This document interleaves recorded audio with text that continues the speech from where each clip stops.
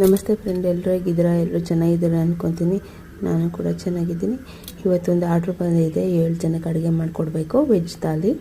ಅದಕ್ಕೆ ರೆಡಿ ಮಾಡ್ಕೊತಾ ಇದ್ದೀನಿ. ಮಿಕ್ಸ್ ವೆಜ್ ಮತ್ತು ಬಟರ್ ಪನ್ನೀರ್ ಮಸಾಲ, ಅನ್ನ ಮತ್ತು ದಾಲ್, ಸಲಾಡು, ರೋಟಿ ಕೊಡಬೇಕು.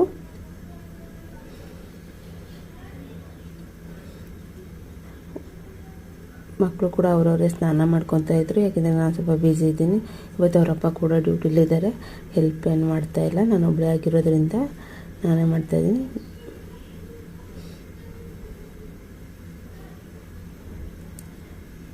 ಎಲ್ಲ ಅಡುಗೆ ಎಲ್ಲ ಆಯಿತು. ಅದಾದಮೇಲೆ ರೋಟಿ ಮಾಡ್ತಾಯಿದ್ದೀನಿ.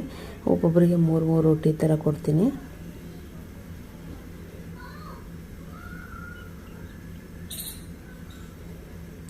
ತವ ರೋಟಿ ಆಗಿರೋದ್ರಿಂದ ಏನೇನು ಎಲ್ಲ ಹಚ್ಚೋ ಅಷ್ಟು ಏನಿರಲ್ಲ. ಬಟರ್ ಹಚ್ಬಿಟ್ಟು ಈ ಥರ ಸುಟ್ಟು, ಇವರೆಲ್ಲ ಈ ಕಡೆ ಹಿಂದಿಯವರೆಲ್ಲ ಇದೇ ಥರನೇ ಇಷ್ಟಪಡೋದು.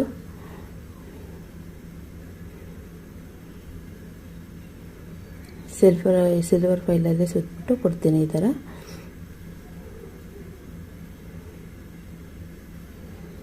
ಫಸ್ಟು ರೋಟಿ ಎಲ್ಲ ಪ್ಯಾಕ್ ಮಾಡಿ ಇಟ್ಟಾದಮೇಲೆ ನಾನು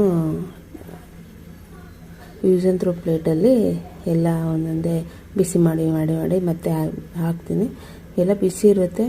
ಯಾವ್ದು ಬಿಸಿ ಇರಲ್ವೋ ಅದನ್ನು ಮಾತ್ರ ಮತ್ತೆ ಮೈಕ್ರೋನಲ್ಲಿ ಬಿಸಿ ಮಾಡಿ ಹಾಕ್ತೀನಿ.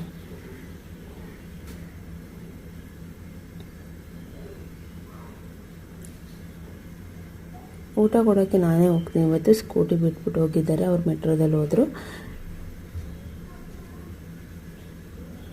ಜಾಸ್ತಿ ಏನು ದೂರ ಇಲ್ಲ, ಒಂದು 4ರಿಂದ 5 ಕಿಲೋಮೀಟ್ರ್ ಒಳಗೆ ಏನಿದೆ. ಅದಾದಮೇಲೆ ಎಲ್ಲದನ್ನು ಪ್ಲೇಟಿಗೆಲ್ಲ ಬಡಿಸಿದ್ದೀನಿ. ಇವಾಗೆಲ್ಲ ಪ್ಯಾಕ್ ಮಾಡಬೇಕು.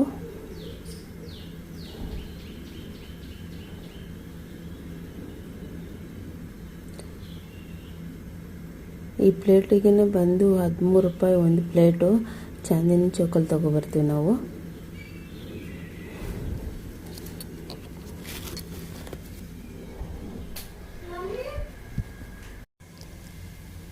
ಅವರು ಡ್ಯೂಟಿಯಿಂದ ಮಧ್ಯಾಹ್ನ 2 ಗಂಟೆ ಮೇಲೆ ಬರ್ತಾರೆ ಮನೆಗೆ.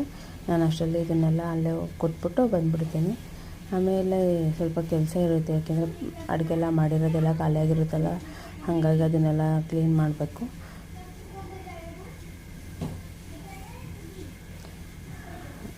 ನನ್ನ ಮಗನೂ ಸ್ವಲ್ಪ ಹೆಲ್ಪ್ ಮಾಡ್ತಾನೆ.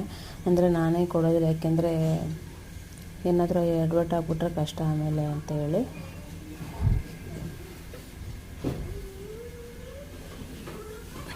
ನನಗೆ ಡೈಲಿ ಏನು ಆರ್ಡ್ರಸ್ ಇರೋಲ್ಲ, ಯಾಕೆಂದರೆ ಜಾಸ್ತಿ ಪಬ್ಲಿಸಿಟಿ ಏನೂ ಆಗಿಲ್ಲ.